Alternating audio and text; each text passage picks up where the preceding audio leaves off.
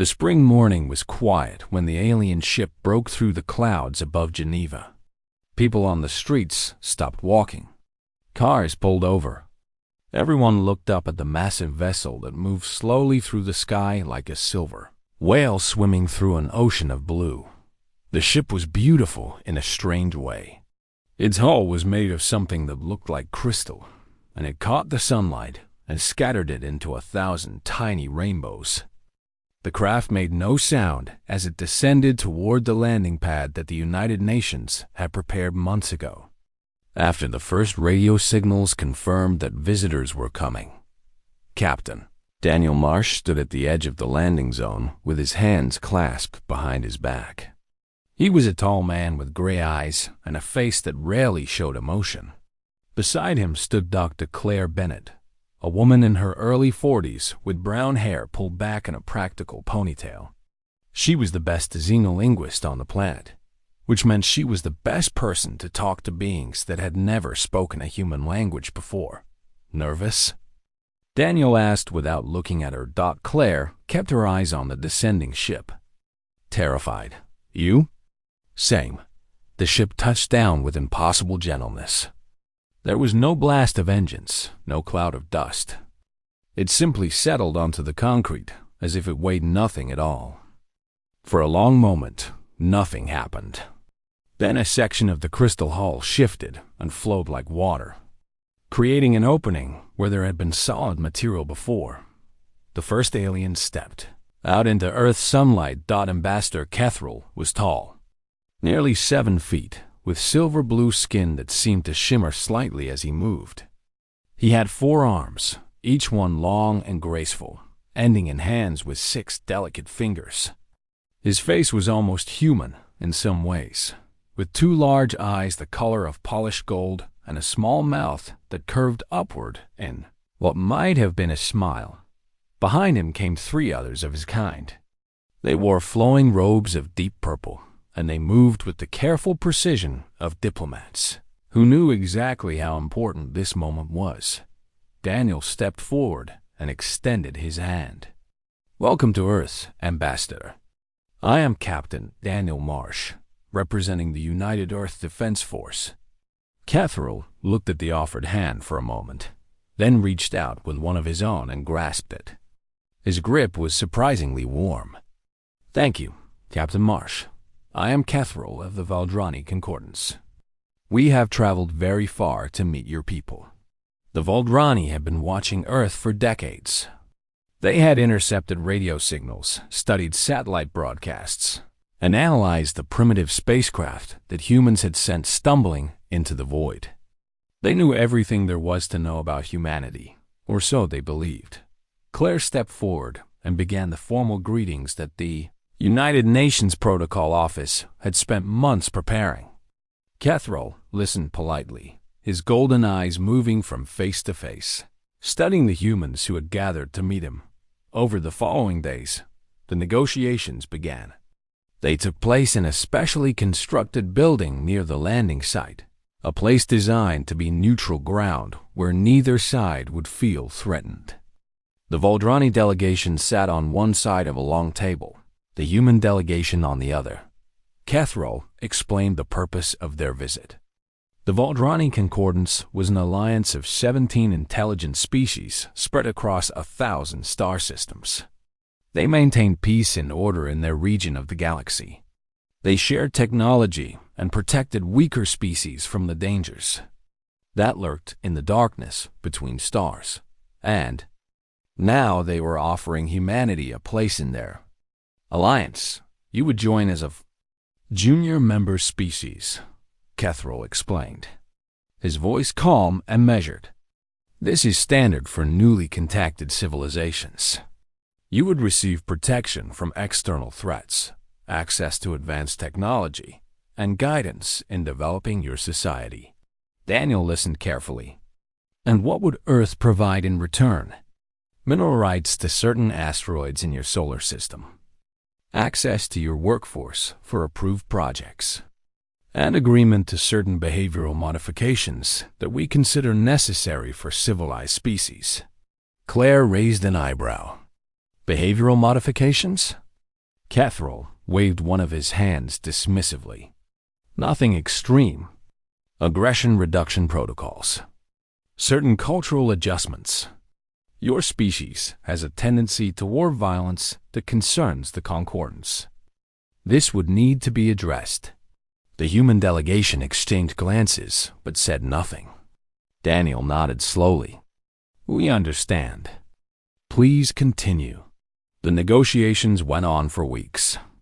The humans asked endless questions about the concordance, its military structure, its communication networks, the locations of important worlds. Catherall found their curiosity charming at first, a sign of an eager young species ready to learn their place in the universe. But as time passed, a small seed of doubt began to grow in his mind. One evening, he sat with his aide, Velsoma, in the quarters the humans had provided. The room was comfortable but simple, and Catherall found himself staring at the walls as if they might reveal secrets.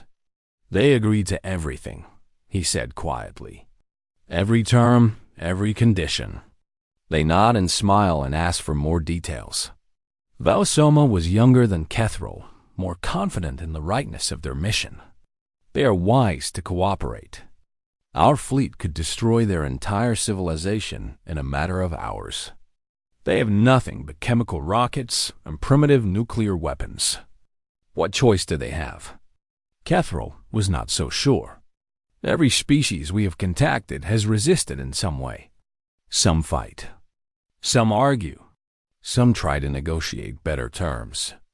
But these humans simply accept, and they ask so many questions. Questions are natural for a primitive species encountering advanced technology. Perhaps. Catherall turned to look out the window at the city lights below. But I cannot shake the feeling that they are studying us as much as we are studying them. Velsoma laughed. What could they possibly learn natter? They are centuries behind us in every way. Their weapons are toys. Their ships cannot even leave their own solar system. We have nothing to fear from humanity.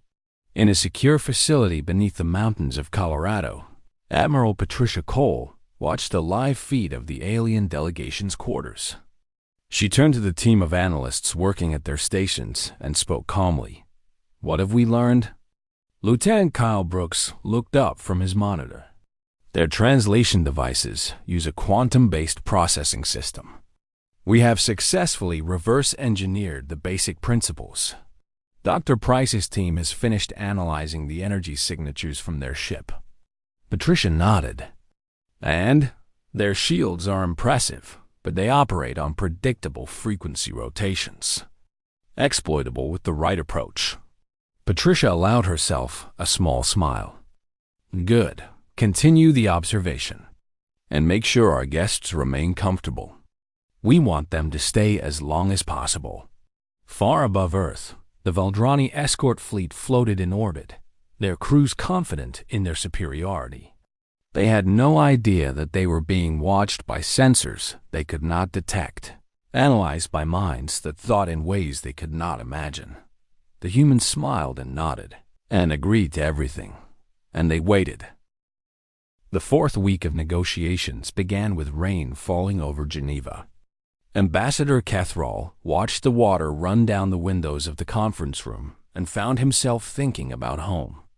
The Valdrani homeworld had no rain. It was a dry planet of red deserts and crystal cities, and he had not seen it in 3 years. He missed it. He wanted this mission to be over. Across the table, Dr. Claire Bennett was explaining Earth's educational system. She spoke slowly and clearly, answering every question the Valdrani asked with patience and detail. Captain Daniel Marsh sat beside her, his gray eyes watching everything but revealing nothing. Catherall had spent many hours trying to understand Daniel Marsh. The human captain was always polite, always cooperative, always ready to help. But there was something behind his eyes, something cold and calculating that made Catherall uncomfortable. Your schools teach violence, Velsoma said suddenly, interrupting Claire's explanation. We have studied your history. Your children learn about wars and conquests. They celebrate warriors and killers. Claire nodded calmly. We teach history as it happened. Humans have fought many wars. We do not hide from our past. This is precisely what concerns the Concordance, Catherall said. Your species has spent most of its existence killing each other. How can we trust that you will not turn this violence outward toward other species? Daniel leaned forward slightly. A fair question, Ambassador. But consider this. We have not attacked you. We have not threatened you. We have welcomed you as guests and treated you with respect. Because you cannot harm us, Valsoma said with a thin smile. Your weapons are primitive. Your ships cannot even reach your nearest neighboring star. You cooperate because you have no other choice. Daniel's expression did not change. Perhaps. Or perhaps we cooperate because we understand the value of peaceful relations. Catherall watched the exchange carefully. There it was again, that strange feeling that something important was being hidden from him. The humans were too calm, too agreeable. They should have been frightened or angry or desperate to negotiate better terms. Instead, they simply observed and asked questions and smiled. That night, Catherall could not sleep. He walked through the halls of the building where the Valdrani delegation was staying, his forearms folded behind his back. The human guards nodded politely as he passed, their faces blank and professional. He found himself standing at a window, looking out at the lights of the human city. Geneva was beautiful at night, he had to admit. The humans had built something impressive here, even if their technology was primitive by Valdrani standards. A soft sound made him turn. One of the human staff members was walking down the hall, a young woman with dark hair and green eyes. She stopped when she saw him and gave a small bow of respect. Ambassador, is everything all right? Can I get you anything? Catherall studied her face. What is your name? Megan, sir. Megan Price. Tell me, Megan Price, what do your people truly think of us? The question seemed to surprise her. She was quiet for a moment, then said, I think most people are curious. We have wondered for a long time if we were alone in the universe. Now we know we are not. Are you afraid of us? Megan tilted her head slightly. Should we be? It was not a challenge. It was a genuine question, asked with the same calm curiosity that Catherall had seen in all the humans he had met. They were not afraid. They were not impressed. They were simply watching and learning. No, Catherall said finally. You should not be afraid. The Concordance wishes only peace. Megan smiled. That is good to hear, Ambassador. Good night. She walked away, and Catherall watched her go. There was something about the way she moved, confident and unhurried, that reminded him of predators he had seen on other worlds. Animals that did not need to rush because they knew they were the most dangerous thing in their environment. He shook off the thought. These were humans. They could barely reach their own moon. What did he have to fear? The next morning, Daniel Marsh made an unusual request. He asked if the human delegation could tour the Valdrani diplomatic ship. Catherall's first instinct was to refuse. But Valsoma argued that it would be a useful demonstration of Valdrani's superiority. Let the humans see the technology they could never match. Let them understand how far ahead the Concordance truly was. Against his better judgment, Catherall agreed. The tour took place that afternoon. Daniel and Claire walked through the crystal corridors of the ship with expressions of wonder on their faces. They asked questions about the propulsion systems, the life support, the communication arrays. The Valdrani guides answered proudly, enjoying the chance to show off their advanced technology. Claire stopped in front of a control panel and studied the flowing symbols that moved across its surface. This is beautiful, she said softly. How does it work? The guide launched into a detailed explanation. Claire listened with wide eyes, nodding and asking follow-up questions. Behind her, Daniel stood perfectly still, his gray eyes moving slowly across the room, taking in every detail. He noted the positions of the crew members. He memorized the layout of the corridors. He studied the security checkpoints and the locations of what appeared to be weapon systems. His neural implant, a piece of technology the Voldrani had no idea existed, recorded everything in perfect detail. The implant was connected to a transmitter woven into the fabric of his uniform. Every image, every measurement, every observation was being sent directly to Admiral Patricia. Cole at the Cheyenne Mountain facility. Patricia watched the data stream in real time. Beside her, General Scott Morrison studied the images with intense concentration. "Their shield generators are here and here," Patricia said, pointing to her screen. "The frequency rotation pattern is exactly what Dr. Price predicted. We can adapt our weapons to penetrate." Scott nodded slowly. "What about their propulsion system?" "Similar to what we developed from the archive, but less efficient. Our ships are actually faster." Scott looked at her.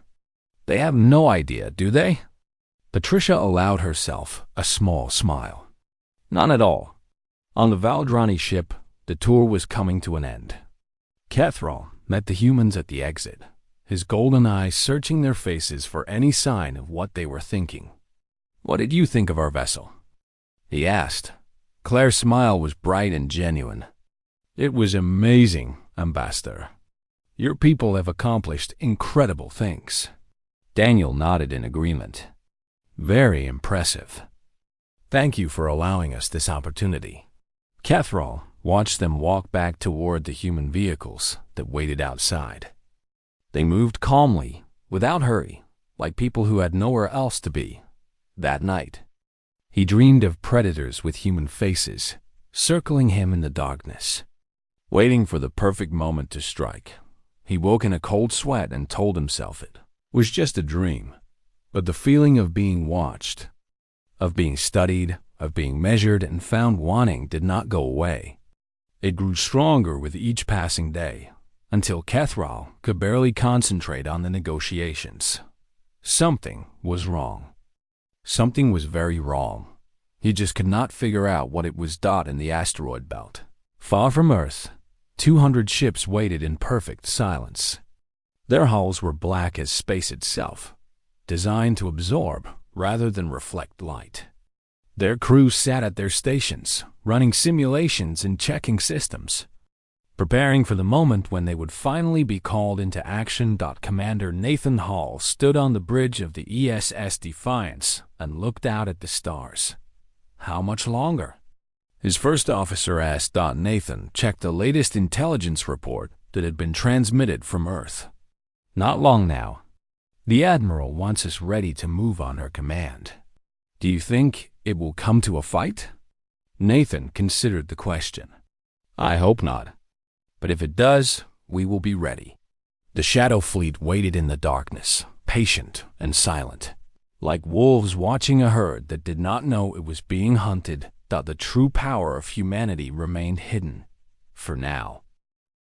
The discovery had happened 58 years ago, in the frozen wasteland beneath Antarctica. A research team drilling through the ice for climate data had found something that should not have existed. 3 miles below the surface, buried under millions of years of frozen water, there was a structure. It was not natural. It was not human. Dr. Claire Bennett's grandmother had been one of the first scientists to enter the precursor archive. She had spent the rest of her life studying the technology contained within, and she had passed her knowledge to her daughter, who had passed it to Claire. The archive was vast. Its builders had vanished millions of years before humans had even learned to walk upright, but they had left behind a gift. Star charts, engineering blueprints, weapons designs, medical technology that could extend human life by centuries. And most importantly, they had left behind a warning. The galaxy was not empty. It was full of species that had risen, expanded, and conquered. Some were peaceful. Many were not. The precursors had seen civilizations rise and fall, had watched younger species be absorbed or destroyed by older ones. They had left their archive as a gift to whatever species might find it, a chance to survive in a universe that did not care about the weak. Humanity had found the archive. And humanity had learned. For nearly 6 decades, the greatest minds on Earth had worked in secret. They had decoded the precursor technology and adapted it for human use. They had built ships that could cross the distance between stars in days instead of centuries.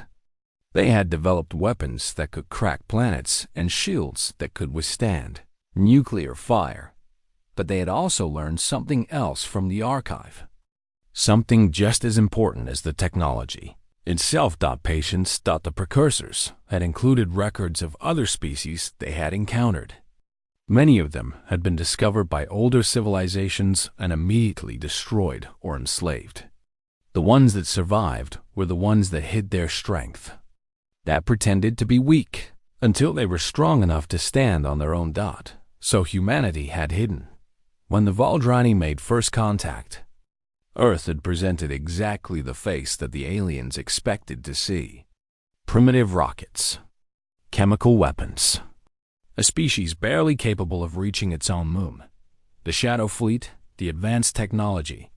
The true military power of Earth remained secret. Until now. Kethral stood in the human conference room, his golden eyes fixed on Daniel Marsh. The negotiations had been going on for 5 weeks, and something had changed. The human captain no longer smiled. He no longer nodded and agreed to everything. Instead, he sat with his hands folded on the table and watched the Valdrani delegation with an expression that made Kethral deeply uncomfortable. "We have reviewed your proposal in detail," Daniel said calmly. "The behavioral modification requirements, the mineral rights agreements, the subordinate status you wish to impose on our species." Kethral felt a chill run through his body. "And we decline." Valsoma actually laughed. "You decline? You have no choice in this matter. The Concordance has offered you protection and advancement. The alternative is to be left alone in a dangerous universe, with no allies and no way to defend yourselves." Daniel's expression did not change. "We understand the alternative. Then you understand that you are in no position to refuse." "That depends," Daniel said slowly, "on what position you believe we are actually in." The room fell silent. Kethral felt his heart begin to beat faster. Something was happening, something he did not understand. Claire Bennett stood up from her seat. She walked to the window and looked out at the sky for a moment before turning back to face the Valdrani. "Ambassador, your species has been watching Earth for decades. You have studied our radio signals and our satellite broadcasts. You have analyzed our spacecraft and our weapons. And based on what you observed, you concluded that we were primitive, harmless, easy to control." "That assessment is accurate," Valsoma said, though his voice had lost some of its confidence. Claire smiled. It was not a warm smile. "No, it is not." She pressed a button on the table, and a holographic display appeared in the center of the room. It showed the Earth, surrounded by the 12 Valdrani warships that made up the escort fleet. Then the display changed. New icons appeared, emerging from the asteroid belt in a wave that made Kethral's blood run cold. 200 ships, each one larger than the Valdrani vessels, moving toward Earth in perfect formation. "What is this?" Kethral whispered. "This is our Shadow Fleet," Daniel said. 200 warships, built using technology that your species has never encountered. Faster than your ships. More heavily armed. Better shielded. Valsoma was on his feet, his forearms trembling with shock. "Impossible. Our scans showed nothing. You have chemical rockets and primitive nuclear weapons. You cannot have built this." "Your scans showed exactly what we wanted them to show," Claire said. We have been hiding our true capabilities since before your first probe entered our solar system. We knew you would come eventually. We wanted to be ready. Kethra stared at the holographic display, trying to process what he was seeing. The human ships were beautiful in a terrible way, all black angles and sharp edges, designed with a predator's efficiency. They moved through space like sharks swimming through dark water. How? He managed to ask. How is this possible? Daniel stood up slowly. 58 years ago, we found something buried beneath our planet. A gift from a species that died long before your civilization was born. They taught us things. They warned us about the galaxy and the dangers within it. They told us that the universe does not reward weakness, and that any species that wishes to survive must be prepared to fight for its existence. The precursors, Kethro breathed. He had heard legends of an ancient species that had seeded knowledge throughout the galaxy, but he had always believed them to be myths. Yes, they gave us technology, but more importantly, they gave us wisdom. They taught us that the best weapon is the one your enemy does not know you have. Claire walked back to the table and sat down across from Kethro. Her eyes were hard and serious. We do not want war, Ambassador. We never did. But we will not accept subjugation. We will not agree to behavioral modifications. We will not surrender our sovereignty to the Concordance or anyone else. Kethro looked at Velsoma, who had gone pale. He looked at the other members of the Valdrani delegation, who sat frozen in their seats. Then he looked back at the humans, who watched him with the calm patience of people who knew they held all the power. What do you want? He asked quietly. Daniel leaned forward. We want to renegotiate. As equals. The word hung in the air between them. Equals. It was not a concept the Valdrani had ever applied to a newly contacted species. But as Kethro looked at the holographic display, at the fleet of human warships that surrounded his people's ships, he realized that he had no choice. The humans had been playing a game that the Valdrani had not even known existed, and they had won. Very well, Kethral said, his voice barely above a whisper. Let us begin again. Daniel nodded, and for the first time since the negotiations began, his expression softened slightly. Thank you, Ambassador. We look forward to a productive discussion. In orbit above Earth, the Shadow Fleet took up position around the Valdrani escort vessels. Not attacking, not threatening, simply present. A reminder that humanity was not what it had seemed. A promise that it never would be again. Commander Nathan Hall stood on the bridge of the ESS Defiance and watched the Valdrani flagship through the viewscreen. The alien vessel was beautiful in its way, all flowing crystal lines and soft curves. It looked like something grown rather than built, a living thing rather than a machine. The Defiance was different. Her hull was black and angular, covered in flat panels designed to absorb sensor signals rather than reflect them. She looked like what she was, a weapon built for war, designed by a species that had learned to take the universe seriously. Status report, Nathan said quietly. His first officer, Lieutenant Amy Chun, checked her displays.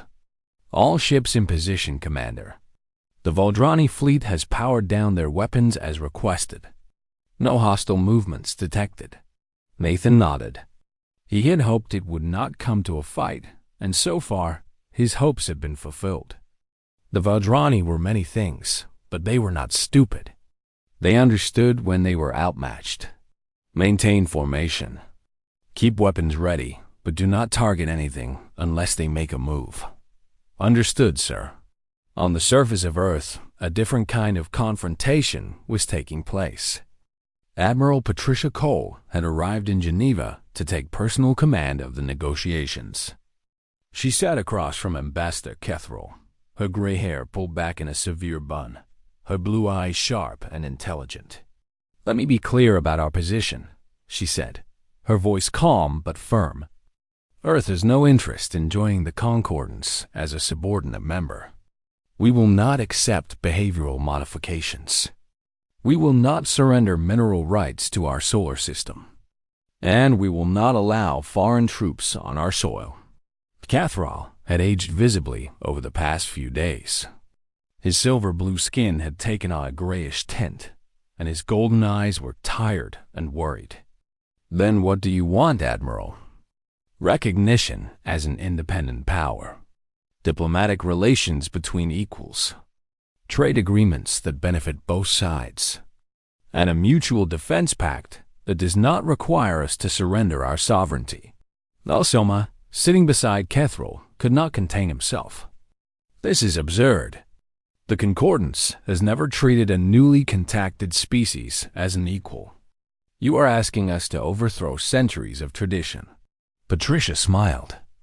It was not a friendly smile. Then perhaps it is time for new traditions. Captain Daniel Marsh sat quietly at the end of the table, watching the exchange. He had done his job. He had gathered the intelligence, maintained the deception, and bought humanity the time it needed to reveal its true strength at the moment of maximum advantage. Now it was time for others to take the lead. Dr. Claire Bennett leaned over and whispered in his ear. Do you think they will agree? Daniel considered the question. They do not have a choice. Their escort fleet is surrounded. Their homeworlds are within range of our ships. If they refuse, they risk a war they cannot win. And if they report back to the Concordance, if they bring more ships, then we will deal with that when it happens. But I do not think they will. The Valdrani are practical people. They will recognize that cooperation is better than conflict. The negotiations continued for 3 more days. Patricia Cole was a skilled diplomat, but she was also a warrior who understood the value of strength. She gave nothing without getting something in return. She conceded minor points to win major victories. And throughout it all, she never let the Valdrani forget that the Shadow Fleet was watching. On the second day, Kethral asked to speak with her privately. They met in a small room adjacent to the main conference hall, with no aides or translators present. Admiral, he said, his voice heavy with exhaustion, I must know, do your people truly want peace? Or is this simply a different kind of conquest? Patricia was quiet for a long moment. Then she said, Ambassador, humanity has spent most of its existence fighting itself. We have had thousands of wars, millions of deaths. We know better than anyone the cost of conflict. Then why build such a powerful fleet? Why develop weapons capable of destroying worlds? Because we also know that peace cannot exist without strength. The weak are conquered. The strong can choose whether to fight or to make peace. We built our fleet so that we would have that choice. Kethral studied her face. And what choice have you made? We have chosen peace. But it must be a peace between equals. We will not bow to the Concordance. We will not accept a subordinate position. If that is unacceptable to your people, then we are prepared to defend ourselves. And if we agree to your terms, Patricia allowed herself a genuine smile. Then we will be good neighbors, Ambassador. We have much to learn from each other. Your people have traveled the stars for thousands of years. We are just beginning our journey. There is no reason we cannot help each other. Kethral was silent for a long time. Finally, he nodded slowly. I believe you are sincere, Admiral, and I will recommend to the Concordance Council that we accept your terms. Thank you, Ambassador, but I must warn you, there are other powers in the galaxy, species that are not as reasonable as the Valdrani, species that will see your strength as a threat to be eliminated rather than a partner to be respected. Patricia nodded. We know. We have read the precursor archives. We understand what is out there, and you are not afraid? We are terrified, Patricia admitted. But we have learned that fear is not a reason to surrender. It is a reason to prepare. On the final day of negotiations, the treaty was signed. It was not the document that the Valdrani had originally proposed. Instead of a surrender agreement, it was a partnership. Earth would maintain full independence. Trade would be conducted on equal terms. Military cooperation would be voluntary, not mandatory, and humanity would be recognized as a sovereign power, with the right to expand into unclaimed star systems. Catherall signed the document with a hand that trembled slightly. Then he looked up at Admiral Cole and said, "You have changed everything, you know? The galaxy will never be the same after today." Patricia nodded. "That was the idea, Ambassador." The Valdrani delegation departed the next morning. Their crystal ship rose into the sky and joined the escort fleet in orbit. Then, one by one, the alien vessels engaged their faster-than-light drives and vanished into the darkness between stars. Commander Nathan Hall watched them go from the bridge of the Defiance. When the last Valdrani ship had disappeared, he turned to his crew. "Stand down from battle stations. Return to patrol formation." Lieutenant Chan looked at him curiously. "Do you think we will see them again, Commander?" "The Valdrani? Probably. We are neighbors now." He paused. "But there are others out there. Species we have not met yet. Species that might not be as willing to negotiate as the Valdrani were. What do we do about them?" Nathan looked out at the stars that now belonged to humanity as much as they had ever belonged to anyone. "We stay ready," he said quietly. "We watch.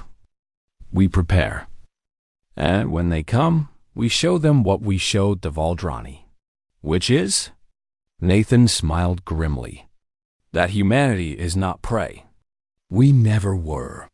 In Geneva, Captain Daniel Marsh stood beside Dr. Claire Bennett, watching the sun set over the mountains. The crisis was over. The negotiations were complete. Earth had secured its place in the galaxy, but they both knew that this was only the beginning. What happens now? Claire asked. Daniel thought about the question for a long time before answering. "Now we build. We explore. We make alliances where we can and prepare for conflicts where we must. The universe is bigger than we ever imagined, and there are things out there that make the Valdrani look like children. Are you worried?" Daniel shook his head slowly. "No. I have seen what humanity can do when we work together. When we have a common purpose. When we stop fighting each other and start fighting for our survival." He turned to look at her, and for the first time in weeks, he smiled. "We are going to be fine, Claire. Better than fine. We are going to be magnificent."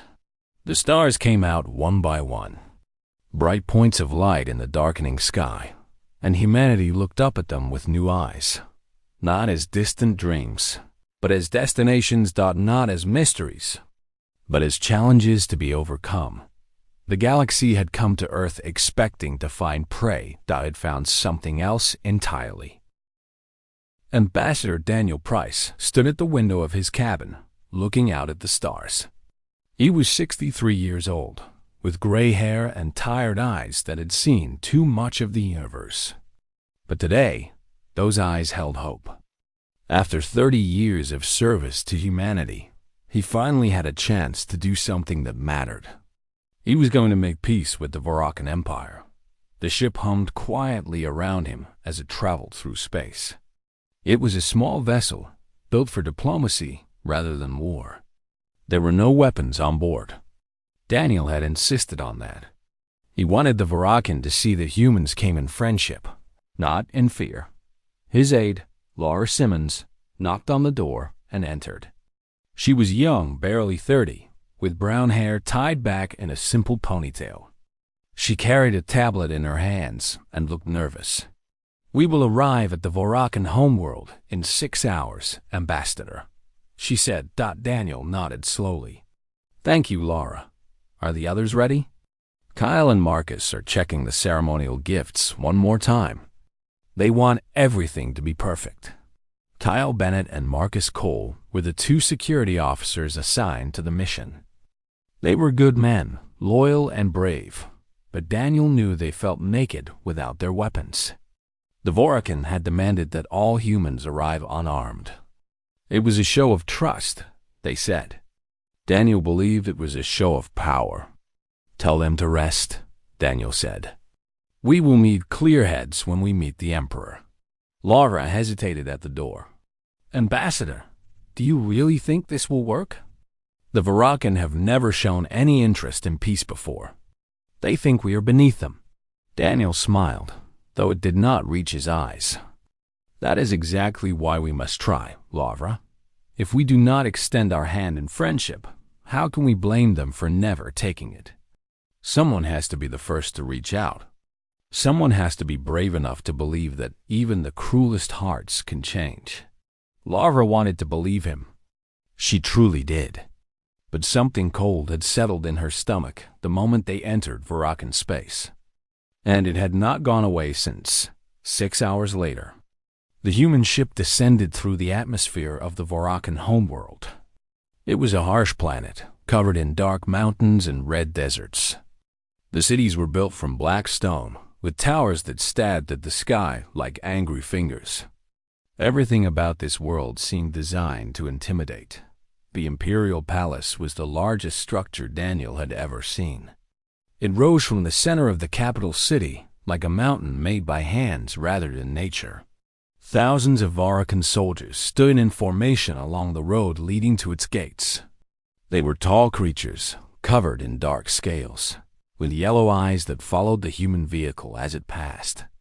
Daniel kept his expression calm, but his heart was beating fast. He had studied the Vorakan for years. He knew they respected strength and despised weakness. Every movement he made, every word he spoke, would be judged. The vehicle stopped before the palace gates. Daniel stepped out first, followed by Laura, Kyle, and Marcus. The Vorakan soldiers did not move, but their eyes watched everything. A palace official approached them. He was taller than the soldiers, dressed in fine robes of crimson and gold. He looked at the humans the way someone might look at insects that had crawled into their home. The Emperor will see you now, the official said. Follow me. Do not speak unless spoken to. Do not look directly at the Emperor unless he addresses you. Do not touch anything. Violate any of these rules, and you will be removed. Daniel bowed his head slightly. We understand. Thank you for receiving us. The official said nothing. He simply turned and walked toward the palace. The humans followed. The inside of the palace was even more impressive than the outside. The walls were covered in carvings that told the story of Vorakan conquests. Hundreds of worlds, thousands of battles, millions of lives taken in the name of the Empire. Daniel tried not to look at them too closely. Finally, they reached the throne room. It was a massive hall, with pillars of black stone rising toward a ceiling so high it was lost in shadow. At the far end, on a throne made of some dark metal, sat High Lord HFY, Emperor of the Vorakan. He was old, even by Vorakan standards. His scales had faded from black to gray, and his eyes were the color of dried blood. But there was nothing weak about him. Power radiated from his body, like heat from a fire. Daniel walked forward until he was the proper distance from the throne, then stopped and bowed deeply. "I, Lord HFY," he said, keeping his voice steady. "I am Ambassador Daniel Price of the United Earth Coalition. I bring greetings from my people and gifts as a symbol of our desire for friendship." Kyle and Marcus stepped forward and placed the ceremonial gifts on the floor. They were beautiful things, crafted by the finest artists on Earth. Crystal sculptures, rare metals, works of art that had taken years to create. The Emperor did not even look at them. "You come to my world," HFY said slowly, his voice like stone grinding against stone. "You stand in my palace. You offer me trinkets and speak of friendship." He leaned forward on his throne. "Tell me, human, what makes you think you are worthy of friendship with the Vorakan Empire?" Daniel kept his eyes lowered, but his voice remained calm. "We do not claim to be worthy, High Lord. We only claim to be willing. Humanity is young compared to your great civilization. We have much to learn, but we also have much to offer. Trade, knowledge, cooperation. Together, our peoples could achieve things that neither could accomplish alone." The Emperor was silent for a long moment. Daniel could feel the eyes of every Varakan in the room watching him, waiting to see what would happen. Then Kethver laughed. It was not a pleasant sound. "You speak of equality," the Emperor said. "You believe yourselves our partners, our allies." He rose from his throne, and despite his age, he moved with the grace of a predator. "Let me show you what partnership with the Varakan means." He gave a single nod. Everything happened so fast. The guards moved before anyone could react. Kyle reached for a weapon that was not there, and a blade opened his throat. Marcus tried to fight with his bare hands, but 3 Varakan cut him down in seconds. Laura screamed as she was grabbed by 2 soldiers and dragged away. Daniel stood frozen. A blade pressed against his throat, cold and sharp. "Send this one's body back to Earth," Kethver commanded, his voice calm and satisfied. "Let them understand their place in the galaxy. Let them know what happens when lesser creatures dare to stand before the Varakan as equals." Daniel tried to speak. He tried to say something, anything, that might save his people. But the blade moved too quickly. The last thing he saw was the Emperor's smile. And then there was nothing.